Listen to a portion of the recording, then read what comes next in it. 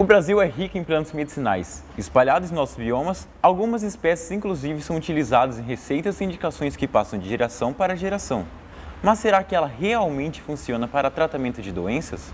Com a palavra, o pesquisador Domingos Tabajara, da Faculdade de Medicina. A população usa há bastante tempo remédios à base de produtos naturais. E desse, o mais importante é a base de plantas medicinais. Aliás, até mais ou menos no final da Segunda Guerra Mundial, basicamente se usava na medicina era um medicamento à base de plantas. Aliás, quase todos os medicamentos sintéticos, que você chama aí de químicos, eles, na verdade, têm uma base, ou vieram de plantas, ou são análogos a substâncias presentes nas plantas. Portanto, as plantas são uma grande fonte de medicamentos atuais, ainda hoje, e continuam sendo.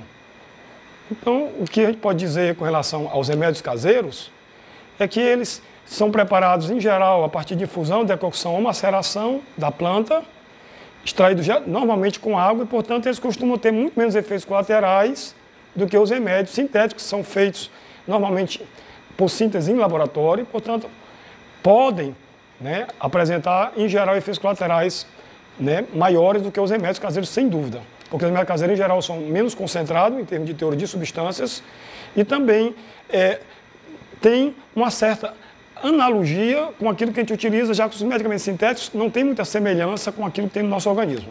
O Brasil começou a atuar nisso através do Ministério da Saúde e hoje são lançados editais no Brasil em todo. O Mato Grosso não faz isso, deveria fazer, para que a população pudesse ter acesso de forma a medicamentos mais seguros, com uma base científica, com a participação das universidades, por exemplo, de modo a que eles pudessem ter acesso a esses medicamentos caseiros, mas de uma maneira utilizando boas práticas, conhecendo melhor como eles atuam, isso com a interferência da universidade, e isso hoje é feito basicamente com recursos que a gente consegue federal. Nós atuamos em Novos, atuamos em Poconé, implantando farmácias vivas, que são programas que incentivam a população a produzir suas plantas medicinais e fazer seus chás dentro de boas práticas de laboratório, boas práticas de como confeccionar esse remédio caseiro, de modo a que eles tenham ainda mais segurança do que eles já tinham. Existem vários métodos para que você obtenha a matéria-prima vegetal, por exemplo, para a preparação de chás. Então, a matéria-prima, no caso, seria a erva vegetal seca, rasurada, e você... Como é que você consegue isso? Tendo uma boa certificação botânica da planta, sabendo qual é a planta, portanto você tem que fornecer às pessoas mudas certificadas, de modo a que as pessoas possam cultivar em seus jardins, em seus quintais, essas plantas certificadas, porque as plantas são muito parecidas com as outras. Então, uma maneira correta é fazer a perfeita identificação da planta, a perfeita época de coleta e armazenamento. E assim você teria uma matéria-prima vegetal de boa qualidade para consumo. São muito poucos medicamentos a partir de plantas que causam dependência química.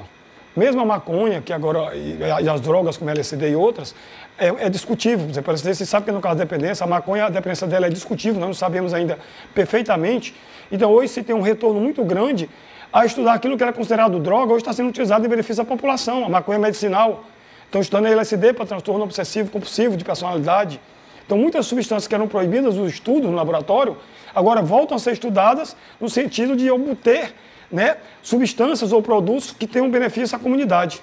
O caso de exemplo é a maconha medicinal, através do canabidiol e do tetraidrocannabinol, para tratar, por exemplo, epilepsias severas em que os medicamentos não dão conta. Então, os nossos 6 biomas que o Brasil tem, todos eles têm plantas interessantes. Obviamente, o mais, aquele que tem a maior biodiversidade, por ter também o maior deles, é a floresta amazônica, mas a gente pode citar a floresta atlântica, muito biodiversa, o cerrado como um bioma importantíssimo, a caatinga um bioma completamente brasileiro, a caatinga. Então, cada um tem sua especificidade e a maioria deles apresentam pelo menos 40% de plantas endêmicas. O programa de hoje está acabando, mas se você curtiu este vídeo ou tem curiosidade sobre outro assunto, é só acessar nosso canal youtube.com/ufmtciência. Até a próxima!